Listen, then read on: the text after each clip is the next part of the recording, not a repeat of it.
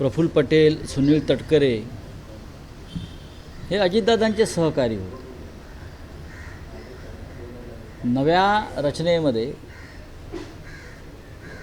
सुनित्राताई पवारांचे ते सहकारी असतीलच असं नाही. आणि त्यांच्या पक्षाच्या अंतर्गत बाबींवरती दुसऱ्या पक्षानं का बोलावं हा माझा कायम प्रश्न आहे. त्यांनी काय पत्र लिहिलं हा त्यांचा प्रश्न. त्यांनी पत्रामध्ये कोणाला पदं दिली किंवा कोणती पदं रद्द केली हा त्यांचा प्रश्न आहे. पण मी एक तुम्हाला खात्रीनं सांगेन की भविष्यामध्ये हा पक्ष 25 ते 30 आमदारांसह भाजपामध्ये विलीन होईल. त्याचं नेतृत्व कोणाकडे असेल ते मी आत्ता सांगत नाही तुम्हाला.